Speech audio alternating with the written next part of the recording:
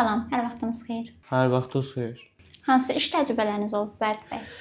Mən restoranda ofisiant işləmişəm.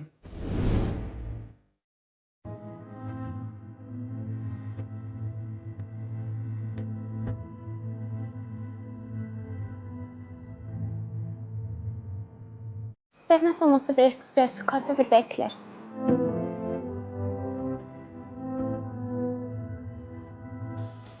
Mən çay sifariş verməmişdim, kafe sifariş vermişdim.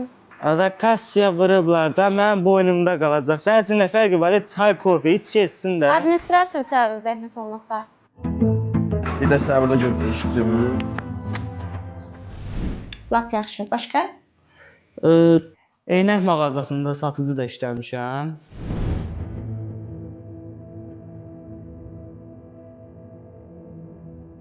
Bu eynəyi çox bəyəndim. Neçədir qiyməti? 20 manat. Lap yaxşı, alıram. Kartla alacaqlar. Kart. Ödəm. Yüzü niyə çıxdı ki burada? İndi nə fərqi var? 20 manat, 100 manat.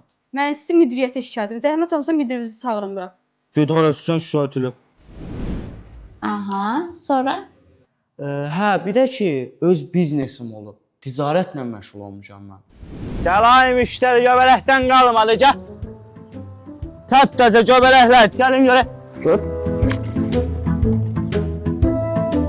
Ay, sən buradan keçəndə bir yoluna bax da, bir görmürsən, bu boyda yol yaradı bax. Keçirdim, sənə pannoşka verirsən. Mən pannoşka verməm, göbələklərin pulunu ver tez ol. Göbələyin pulunu ver, cəld ol. Vermirəm. Müştərilər gözləyir, göbələyin pulunu ver. Nə deyirsən, bax. Hal-hazırda işdən niyə çıxmısınız? Maaş qanunu ilə mi? Hə, maaş qanunu ilə mi? Tamam, onda sizi şirkətimizin əməkdaşları ilə tanış edin. Buyurun.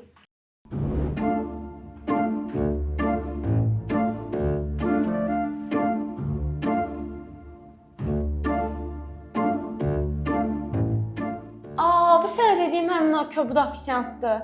Həmin adam da mənə də 100 manata eynəyi satmışdı. Ay, göbələk. Xoş gəlmisən.